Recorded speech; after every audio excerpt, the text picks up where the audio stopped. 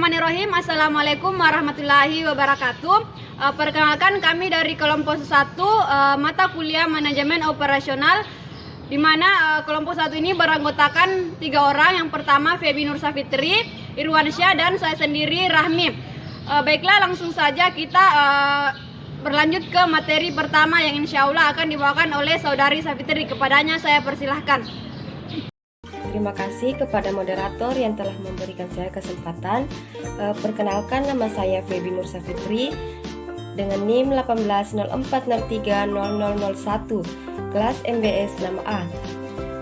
Baik, di sini saya sebagai pemateri pertama yang akan membahas mengenai yang pertama itu ada pengertian manajemen operasional, yang kedua ada desain produk, yang ketiga analisis produk berdasarkan nilai. Baik, langsung saja kita masuk ke materi yang pertama, yaitu pengertian manajemen operasional. Nah, terlebih dahulu kita itu harus mengetahui apa itu produk. Produk sendiri di sini adalah proses penciptaan barang dan jasa.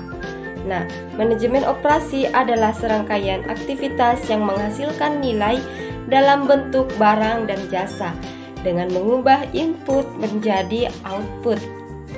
Kegiatan menghasilkan barang dan jasa berlangsung di semua organisasi, baik perusahaan manufaktur maupun jasa. Dalam perusahaan manufaktur, kegiatan produksinya terlihat dengan jelas atau berwujud. Untuk menghasilkan barang misalnya TV, motor, sabun, minuman, dan lain-lain. Sementara dalam perusahaan jasa, yaitu kegiatan produksinya tidak terlihat dengan jelas dan tidak menghasilkan produk secara fisik. Nah, menurut Fogarty 1989, dia mengartikan manajemen operasi itu adalah suatu proses yang secara berkesinambungan. Selanjutnya, materi yang kedua yaitu desain operasional. Banyak pilihan yang ada dalam pemilihan, penetapan, dan desain produk. Pemilihan produk sendiri di sini adalah proses pemilihan produk atau jasa untuk dapat disajikan pada pelanggan atau klien. Nah, adapun desain produk di sini yaitu ada strategi pada Toyota, di mana strategi Toyota ini adalah respon yang cepat dalam melayani kebutuhan pelanggan. Nah, dengan melakukan proses desain mobil yang tercepat di industri otomotif, Toyota ini telah menjadikan kecepatan pengembangan produk turun hingga menjadi di bawah 2 tahun dalam sebuah industri di mana standarnya masih mendekati 3 tahun. Walaupun para pesaing sering beroperasi dalam siklus desain 3 tahunan, desain yang lebih singkat ini memungkinkan Toyota memasarkan mobil sebelum selera pelanggan berubah. Materi yang ketiga yaitu analisis produk berdasarkan nilai. Analisis produk berdasarkan nilai yaitu atau produk value analysis, mengurutkan produk secara menurun berdasarkan kontribusi dolar individu masing-masing produk bagi perusahaan. Nah, analisis ini juga mengurutkan kontribusi dolar tahunan total dari suatu produk. Kontribusi rendah per unit dari satu produk tertentu mungkin akan terlihat sama sekali berbeda jika mewakili sebagian besar penjualan perusahaan. Laporan produk berdasarkan nilai ini membuat manajemen dapat mengevaluasi strategi yang mungkin untuk setiap produk. Hal ini mungkin meliputi penambahan arus kas, peningkatan kontribusi dengan meningkatkan harga jual atau menurunkan biaya. Materi yang keempat yaitu menghasilkan produk. Satu teknik untuk menghasilkan ide produk adalah brainstorming. Brainstorming di sini adalah sebuah teknik di mana kelompok orang yang berbeda saling berbagi ide pada topik tertentu tanpa mengkritik. Tujuan brainstorming ini adalah untuk membangkitkan diskusi terbuka yang menghasilkan ide kreatif mengenai produk yang mungkin dan perbaikan produk. Baiklah, itulah pemaparan materi dari saya. Terima kasih. Saya kembalikan kepada moderator.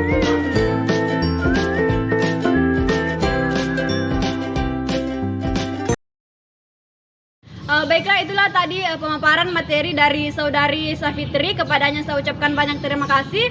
Kita melangkah ke materi kedua yang insya Allah akan dibawakan oleh saudara Irwansyah, kepadanya saya persilahkan. Assalamualaikum warahmatullahi wabarakatuh. Terima kasih kepada moderator atas kesempatannya. Perkenalkan, nama saya Irwansyah. Pada kali ini saya akan menjelaskan materi mengenai pengembangan produk baru, di mana pengembangan produk baru ini mendasari strategi produk yang efektif yang menghubungkan keputusan pasar dengan arus kas, di mana perusahaan harus memiliki dana untuk memperkuat produknya serta memantau terus-menerus perubahan harga di pasar. Sistem pengembangan produk ini tidak hanya menentukan kebersihan perusahaan, tetapi menentukan masa depan perusahaan. Terus proses penyaringan itu diperluas pada fungsi operasi, di mana pengembangan produk ini bisa menjadi optimal bergantung pada bagian-bagian dalam perusahaan. Terus materi kedua yaitu adalah permasalahan desain produk, di mana desain produk ini memiliki dua permasalahan. Yang pertama itu desain yang tangguh, yang kedua itu desain modular, yang ketiga itu computer aided manufacturing atau CAM, yang keempat itu computer aided design atau CAD. Terus yang kelima itu adalah teknologi virtual reality, yang keenam itu analisis nilai, yang ketiga itu adalah desain yang ramah lingkungan. Terus kita melangkah ke materi selanjutnya yaitu materi mengenai persaingan berdasarkan waktu, di mana pada saat siklus hidup produksi menutus kebutuhan pengembangan produk yang lebih cepat menggunakan teknologi yang lebih canggih. Jika kita memiliki teknologi yang lebih canggih, maka biaya dan pengeluarannya itu atau resikonya itu juga lebih tinggi. Itulah materi yang saya bawakan. Saya kembalikan kepada moderator.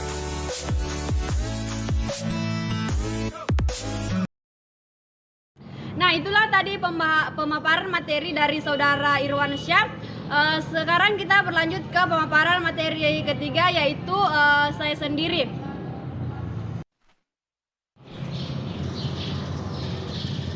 Nah, materi yang akan saya bawakan yaitu mengenai mendefinisikan suatu produk, di mana di saat barang atau jasa baru dipilih untuk diperkenalkan, mereka harus ditetapkan terlebih dahulu. Pertama, semua barang atau jasa ditetapkan dari segi fungsinya, yaitu apa yang dapat dilakukan.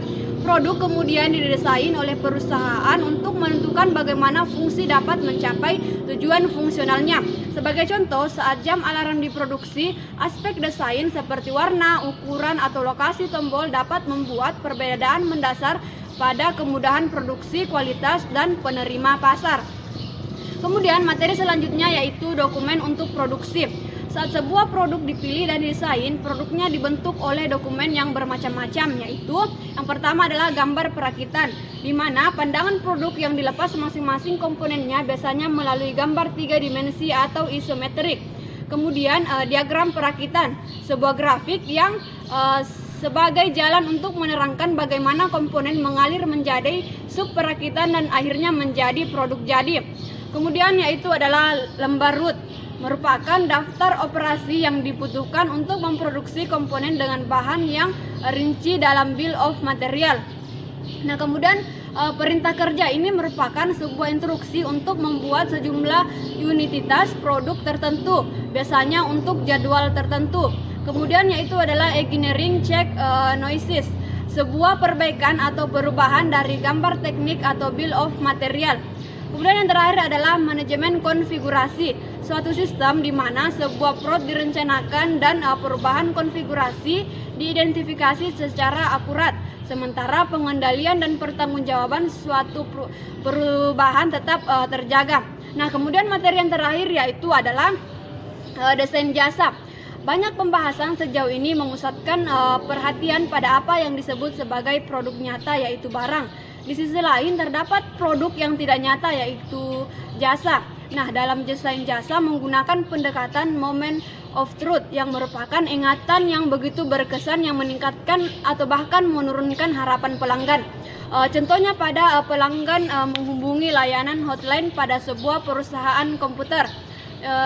Yang pertama itu pengalaman yang menurunkan harapan pelanggan. Misalnya, saya harus menelpon lebih dari sekali untuk bisa dilayani.